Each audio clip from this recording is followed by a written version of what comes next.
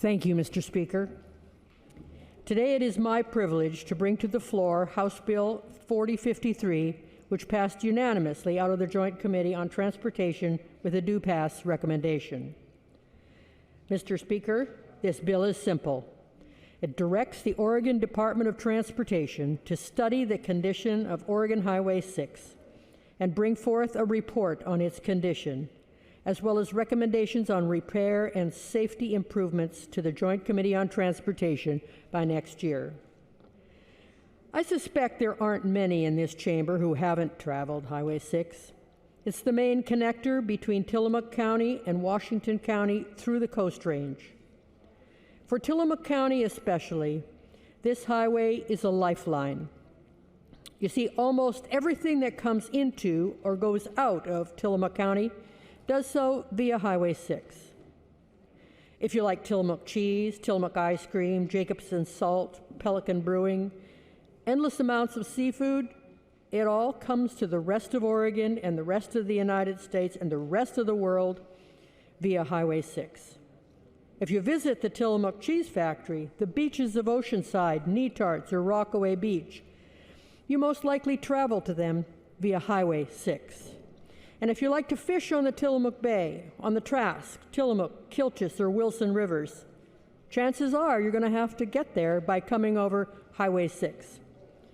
So if you've traveled over Highway 6, perhaps you'll understand why so many of the locals call it, with a mixture of sarcasm and frustration, Highway 5.5. Mr. Speaker, for the 40-some miles between Gales Creek and Tillamook, there are only a few short, poorly marked passing lanes. The majority of the highway is 2 lanes. There are only a few pullouts. Along with hundreds of thousands of people who travel this highway for leisure every year, still thousands more actually travel it daily for work in Tillamook County. The sheer number of drivers on a road that was so clearly not designed for this level of traffic, causes road rage of epic proportions. Angry drivers, unable to pass legally, will push their limits on a few passing lanes that the highway does have. Some will pass on double lanes. Some even pass on blind corners. And of course, if there's an accident, there's no cell service for almost the entirety of the highway. The one remaining payphone has been removed. And when there's an accident, someone has to speed to the nearest home, which can be 15 to 20 miles away, and ask to use their phone, hoping and praying that someone is home and answers the door.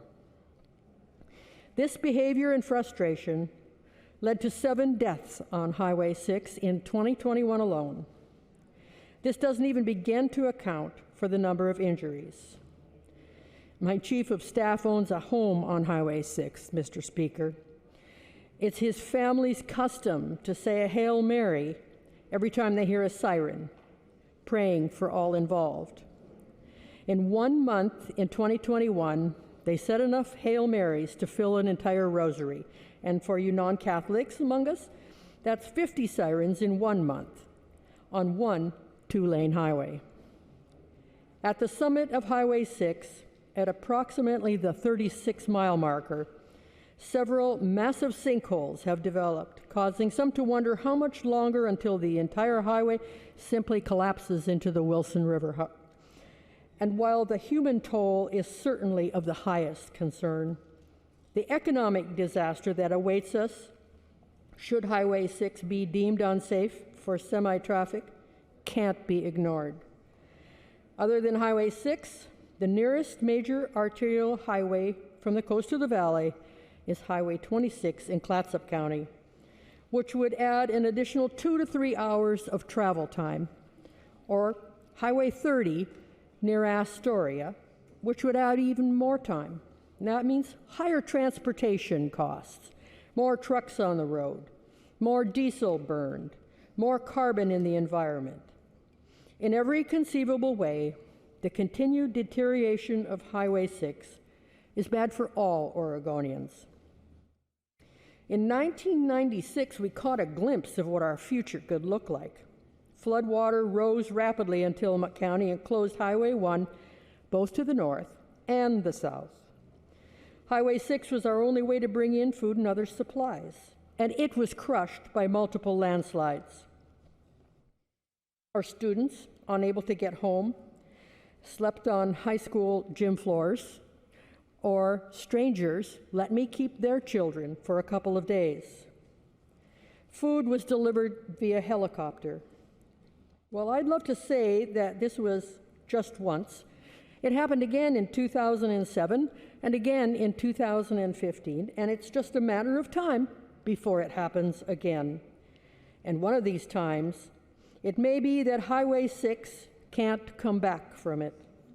Instead of coming to you asking for a few $100,000 to begin the process of assessing what truly needs to be done, I will then be here telling you that I need hundreds of millions of dollars, if not more.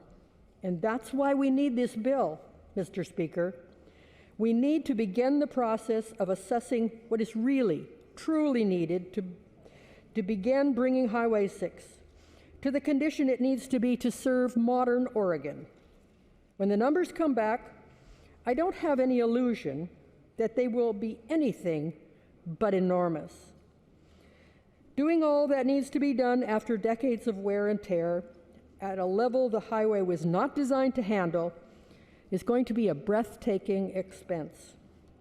I don't deny, and I won't hide that from any of you, but we need a complete assessment of the highway and an inventory of the repairs that are needed before we can effectively begin asking for funding from the state as well as from our federal partners.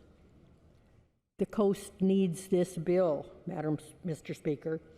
All of Oregon needs this bill so they can be guaranteed the ability to safely travel and enjoy the beauty of the Oregon coast, or travel from the coast to enjoy all that the metro area has to offer.